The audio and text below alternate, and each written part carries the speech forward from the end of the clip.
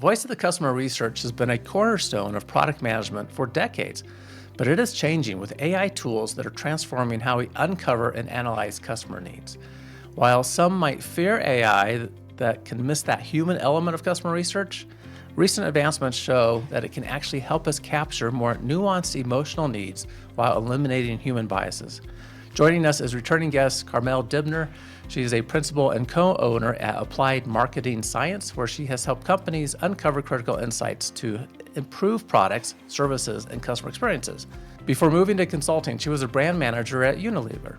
More recently, she has collaborated with AI researchers at MIT to improve voice of the customer outcomes. I do regard Applied Marketing Science, Carmel's company, as the thought leaders in VOC research, and it was the first organization to formalize that voice of the customer interview process. In this discussion, we'll explore how LLMs are revolutionizing voice of the customer analysis. Carmel will share results of experiments where AI not only matched human analysts in extracting customer insights, but excelled at finding hidden needs, unmet needs that could unlock your next innovation opportunity and create competitive advantage. Whether you're skeptical about AI in customer research or eager to embrace it, this discussion will challenge your assumptions about the future of voice of the customer analysis. Also, if you're listening and you'd rather watch the video of our discussion, simply go to our YouTube channel, search for Product Mastery Now on YouTube. Let's jump in and learn more about AI-empowered voice of the customer research right after this. How can you unlock your full potential as a product manager? We're sharing the product management insights you need. They are based on the 7 research-backed knowledge areas for product mastery. You'll learn to create products customers love, enhance your influence, and elevate your career. Welcome to Product Mastery Now, hosted by Dr. Chad McAllister, product management professor, practitioner, and your guide. Carmel, thanks so much for joining us. Thanks for having me, Chad. This is such a fascinating space to me. We're coming out with such good tools to help people in product innovation and product management. And I was at PDMA's conference last year. It was actually like almost 2 decades ago, where I was sitting on a author panel because Jerry Katz and I both contributed separate chapters to a book, and PDMA had asked us to show up and sign copies. And Jerry was one of the very early employees at AMS and got to know your company and the work and became fascinated with that, and I've met some of the people over the years. But anyhow, back to this PDMA conference. I attend this one usually most years. Some of your people are usually there as well. And last year, I went to 3 sessions where AI tools were presented for some aspect of product management, innovation, customer research things. And I'm sure there were many more, right, in sessions I didn't get to. It's such an accelerating space. AMS really has been a leader in voice of the customer research, as I mentioned. Can you give us a little background about what all you have been doing up to this point to add artificial intelligence into the work you're doing? Yeah, absolutely. So as AMS has had a long-standing relationship with researchers at MIT, and Professor John Hauser at MIT was one of the founders of our company. And so what that's done is it's given us access to all of this great research coming out of academia and the opportunity to collaborate with academics to really pressure test new types of AI in development. And so we started several years back, probably around 2017, 2018, kind of to dabble in AI. And at that point, they were looking at creating an AI algorithm that could effectively take textual data and pull out quotations that had rich, meaningful customer insights. But at that point, it still required so much manual effort to then take what AI had found and sift through it. And so in more recent years, actually just starting in 2023, they had this research question: could AI, is it at a point now where it can effectively craft met customer needs and give you a need that would just be exactly as good as what a human analyst could take out of a transcript or by reading social media comments, et cetera, and really clearly articulate the need? And so we worked with them on some of these experiments to take real studies that we'd done and compare their effectiveness to new AI models that use a technology called supervised fine-tuning to really effectively teach the AI model how to craft these customer needs. And it did a very good job. Yeah, I want to find out more about that effectiveness, about the very good job. So we're actually using AI to match what the human analysts have done, and maybe even getting better at that. Give us some insights just into those experiments and how you validated the accuracy of that information, and know that we can use this in some trustworthy manner. Yeah, absolutely. So we did several different types of experiments. One of the first experiments we did basically took customer needs that came from real voice of the customer studies that we'd done and mixed that up with customer needs that the AI had found. And we had blind human analysts go through different scenarios with different needs and basically say, is this need clear? Is it well articulated? Is there any evidence of what they call hallucination, which is inserting things into the customer needs that weren't actually there as part of the AI, right? How true are these needs to what the customer actually said? And in these blind tests, AI performed just as well, if not better, than the human analysts at finding and articulating these detailed customer needs. This really is, when it comes to doing that early work with customers, or we can do certainly throughout the life cycle, but to understand customer needs, this is where a lot of time is spent, right? When I've done those sort of interviews and collect the data, the interviews themselves I find fun, and not everyone does, but I'm always really curious, and so that helps a lot. But you collect all the data, you transcribe what's going on, you take your notes, but then weeding through that, over 6, 8, 20 people of interviews, that's the challenging, time-consuming part, right? So this sounds really promising to help make that data analysis go, faster and get good outcomes. Absolutely. Significantly speeds up the rate at which we can gather customer needs, and it also increases the amount of data that you can utilize and the number of sources you can utilize, right? Because we're not just looking at interview transcripts, we're looking at transcripts, we're gathering information from social media, blogs, forums, customer call center data, and the machine, it doesn't have really a hard limit on how much data it can look at. It doesn't have the same kind of fatigue that humans have. So we can aggregate all these data sources and really quickly get to that rich database of customer needs. Yeah, and if it doesn't have biases, as we do sometimes, that's a huge thing, right? Because unfortunately, sometimes we're looking for things to be true in the data because we think we need to go down a certain path, and we might be steering things a little bit.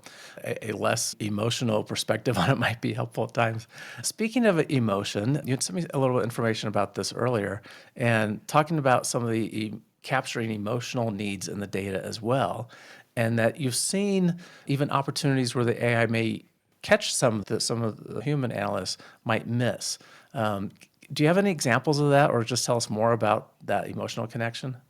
Yeah, absolutely. So the large language model was actually able to identify needs that were infused with emotion. And this was one of the most surprising findings of the research, in that we thought machines, they lack human empathy. So how would they be so good at finding these kind of emotional needs? But actually, when talking to some of the researchers about it, we said, you know what, maybe that's exactly precisely why they find the emotional needs, because they're not able to really distinguish or associate higher value to functional needs than emotional needs. We as humans, right, we get rewarded for solutions, not emotional needs. So we quickly jump from the emotional need to, okay, what's the functional need? Now what's the solution? But AI doesn't have that bias. And so it puts an equal weight on the functional needs versus the emotional needs. And to give you an example of something that a large language model found that humans didn't find is, we did this experiment on the category of wood stains. So people staining furniture, staining different kinds of wood products within their house.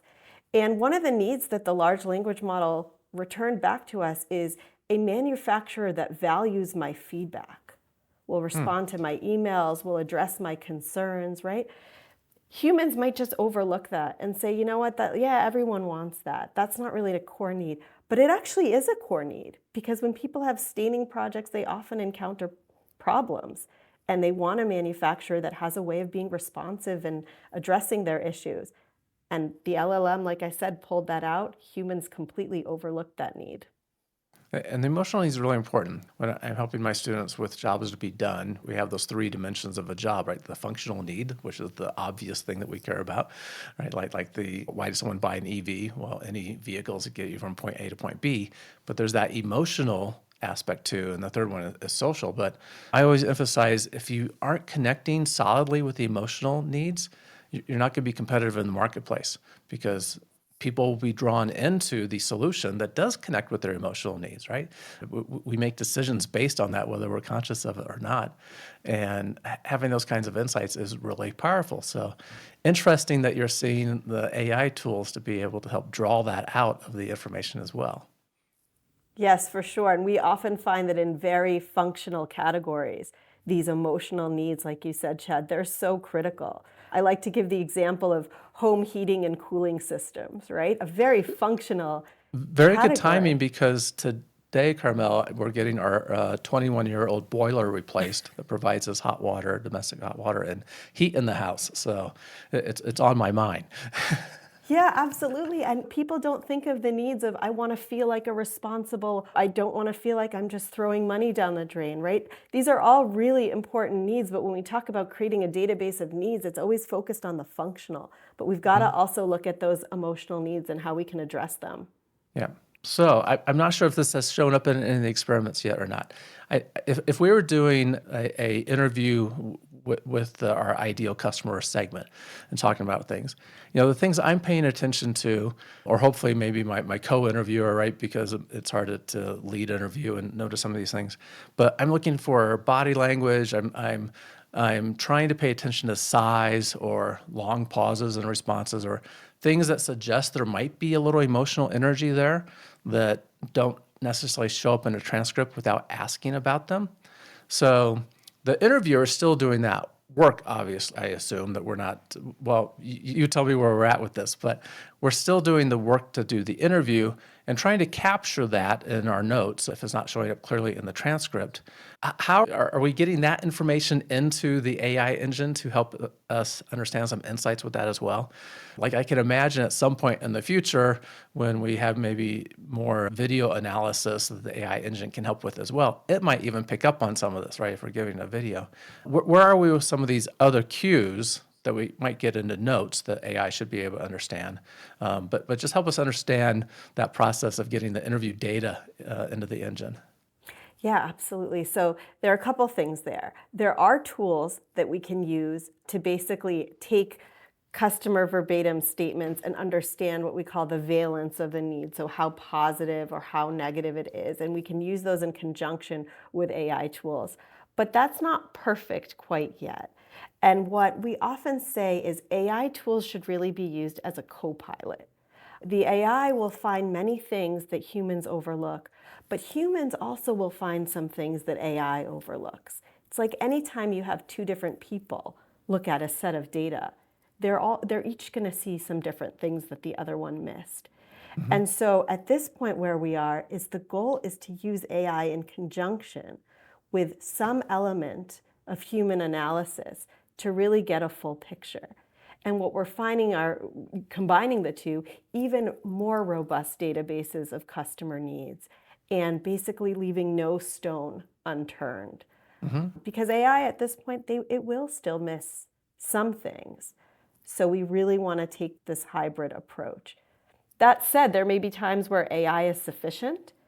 And certainly, even if you're going to supplement human analysis in addition to AI, the lift on the humans, right, the professional analyst, is far less than it was before AI was an option. Yeah. I've been thinking of AI for several months now in the sense of my artificial workmate, my brainstorming partner, contributor. And I actually these days really enjoy going to Claude as my default if I'm dealing with anything in written language. ChatGPT works fine too, and I just treat Claude as my brainstorming partner, right? And I say, "Hi, Claude," and I ask it a question and say, "Hey, I'm thinking about this. Can you help me work through it?" And Claude says, it gives the information, and it's very much like a conversation back and forth, and it's helping me not miss some things I might have missed myself without having someone to talk. And it's just always really convenient.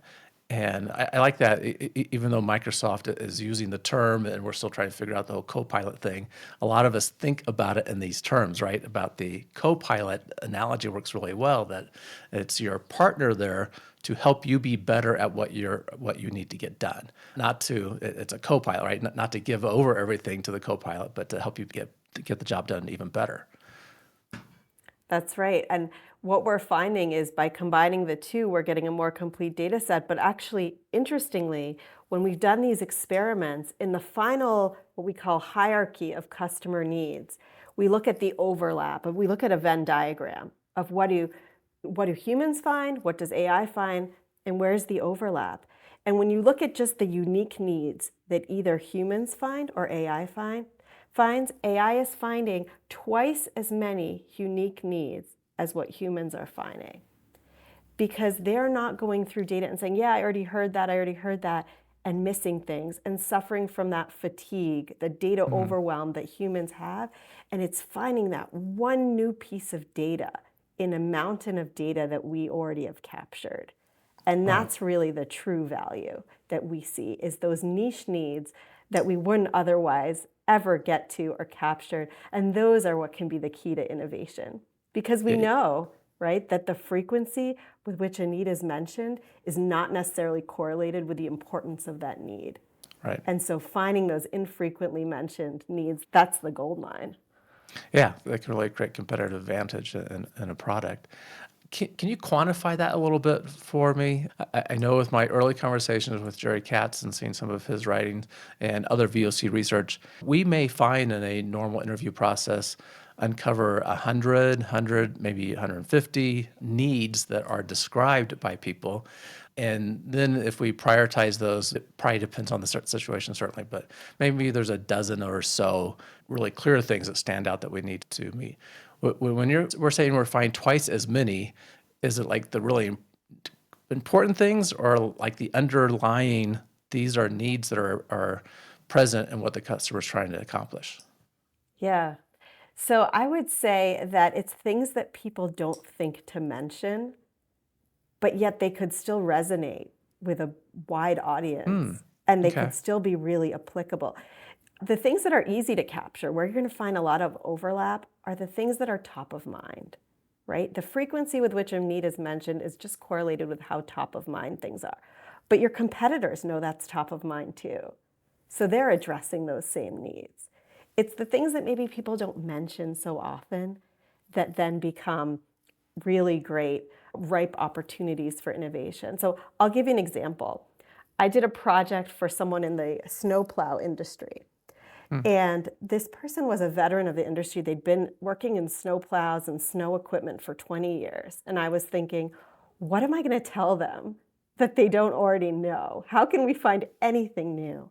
And we were able to find some really great insights that no one had ever heard about, including insights around visibility, and precisely at the moment where snowplows require the best visibility is actually when sometimes they may have the worst visibility, and giving them insights into how to correct those needs, what those needs might be, where to find them. That was really something quite insightful for them that they had never heard before, because they never thought to ask the question. Right. And suddenly AI found these unmet needs, and they resonated with a lot of folks, and they can lead to great innovations. Yeah, I think that's such a good point. If we're dealing with like an existing product we have that we are used to the customers, we're used to the product capabilities, we might even feel we're in a commodity space, we're just really too close to it. We're making the same assumptions that have always been made. And we need an outside perspective, right? And that's why someone coming new into the organization that doesn't know the industry domain is often the one that can look at this differently and really contribute. But your suggestion there is by maybe using the AI tools to give us that fresh perspective. That's another way to kind of get out of the subject matter expert problem that we know too much about the space and we are not really looking for the new opportunities anymore. Do you see AI helping with that? Absolutely. It's almost like a consultant from outside your organization that can come in, that knows how to find needs because it's been trained, right? This LLM, this supervised fine-tuned LLM that was developed by these MIT and Kellogg researchers, it used many case studies. It took over 1,500 needs that were buried within huge mountain of data, and it found them. So now you're bringing this consultant in that's used to doing this on 10, 15 different categories, and now it's going to take that same learning and apply it to your category and help you think differently about the data that you already have. So I think that's really exciting. It's really a wonderful outside perspective. Right, absolutely. Okay. You mentioned earlier about not relying on the AI, right? And I think of it as this partnership. We do our work as humans and experts in product innovation, product management, and use the tools wisely to help us accomplish what we need to do. Where do you think we are today, and maybe where we might be going with limitations? I have come across examples where maybe the product people just ask ChatGPT give me a description of the ideal customer, and they're running with that. It's like, but if you're not talking to people, I'm suspicious, right? How do we know this is any good or not? What do you see as the key limitations as you've worked so much in this space lately with the MIT researchers? So some of the limitations that I see, so algorithms like this large language model, they treat all data sources the same way and with equal weight. It can't make sophisticated judgments yet about the relative validity of various data sources that it evaluates, how good the inputs are to that data, et cetera. That's really up to humans at this juncture. We control what the AI is looking at, particularly in this case. So it's up to the team to really decide what's going to be worthy of AI's attention. What resources should it rely on? So the LLM really is only as good as the data that we provide it.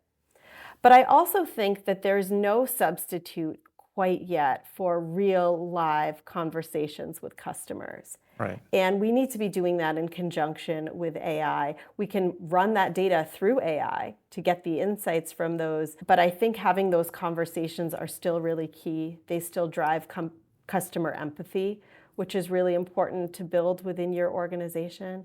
And we don't want to just completely replace that with AI at this point. Excellent. Additionally, AI doesn't prioritize the needs for innovation. That is something that is yet elusive. It's not something we can do yet. So the AI can identify all of the needs that should go in a prioritization survey. We call those secondary needs. They're not the really detailed needs, but they're the needs that you want to prioritize in a survey. It can identify all the needs, but you still have to do a survey or otherwise speak with customers to really understand where are the focus areas, where are the most important unmet needs. Yeah, those opportunities create new value for customers. Absolutely. Okay. Good. Back again to the partnership copilot analogy, that use it wisely as a tool to help you do your work better.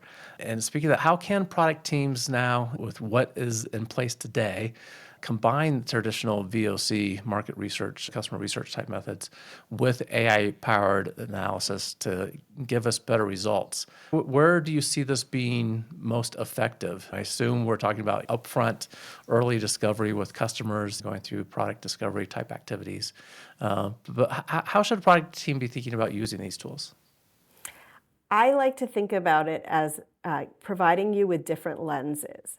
So typically, we spend a lot of time and effort designing a research project, right? Defining the scope of that research, et cetera. AI is far more agile. So I would say you use it at the beginning of your innovation funnel to identify these needs, to begin to look at the whole space, figure out where you're going to innovate and prioritize that. And then as you get further down the innovation funnel, you can keep going back to it. You can dig deeper, you can look at the needs that were focus area needs and say, well, let's blow that part out. Let's really understand what are the core underlying needs behind this focus area and get deeper into that. As you go into concept testing, you can then go back to the AI for concept testing, right? You can keep using it throughout the product innovation funnel, but I think the most critical place to use it is right at the beginning, to understand really the lay of the land before you dive into solutions. Okay, well, good. As we move from concept testing into validation, prototyping work, I have seen some interesting uses of AI image generation type tools and some of the coding prototyping that it can do for us and that sort of thing. This is really outside the area somewhat of what AMS's strengths is. I'm just curious if you have explored this or talked with any of your research colleagues about the prototyping opportunities as well. So we haven't yet. We've been very focused on more of the front end of innovation than later down in the funnel, but I can certainly see how these tools could be used in conjunction with other tools specifically designed for later in the product innovation funnel. Yeah. I think there's really no limit to AI and where we can use it in that whole innovation process. Yeah, I'm really excited to have learned that AMS is pursuing this because of the decade of experience that the organization has in voice of the customer research, and excited to see where this continues as well. The tool set now, I assume, is available as a client capability. You're just bringing this to the clients that you work with as they're doing customer research. Is that the plan right now, that this is a service that is offered to enhance the VOC? That's right. And the goal is to really help our clients get the insights faster than ever before, more efficiently than ever before. And different products require different levels of detail. So there might be projects where they're already in the concept testing stage, but things don't always work the way they should in the proper process. Maybe they forgot to do the needs identification phase, or they had a solution available and they just jumped to the solution, or they have a solution and they jump to the messaging. We can really quickly use AI to just make sure you're on track, to make sure you didn't miss anything foundational before you get to those later stages in the product development funnel. Yep. So there are many applications for clients at this point, and it really depends on the specificity of the research that they need and the goal. But the fact that it's so fast and efficient makes this a highly, highly agile tool. Yeah, I'm expecting that this is the future direction of AI for most industries, right? I appreciate, as I said before, my conversations with Claude and just using it as a partner to talk through things and get ideas. But it's having that tuned large language model for the context. And frankly, it's knowing the right prompts to ask in the first place that really generate value for us. And seeing you guys do that specifically for voice of the customer can be really interesting to see where this goes. And I'm sure there'll be much more progress made this year as things evolve. I'm glad we learned about AI-empowered VOC along the way here with the discussion with you. I also want to ask you for an innovation quote because we love those. First, I want to remind everyone, as we've been talking about this, customer research is a key part of what a professional product manager needs to know how to do. It is one of the 7 knowledge areas in what I call the knowledge areas for product mastery, this knowledge base of information for professional product managers to really be competent in. And I have just made it easier to learn this. This is a body of knowledge that comes out of PDMA, as they've been doing research now for about 50 years and curating the space for us as well. And they've put together these 7 knowledge areas for us, just this framework to help us do our job better as product professionals. And I discovered it when I discovered I'd been doing the work already for about 10 years as a product person. And it helped me with some blind spots. It filled in some holes I had and helped me integrate information better, and started teaching it to others. And that's how I got involved in teaching it now more generally. If you are on your path to being a professional product person, or you already are, and maybe you think you might have some holes in the foundation, or you just to make sure and build your confidence, this is a really good framework for you to know about. To make it easier for people to learn, I created the Rapid Product Mastery Experience, the RPM experience.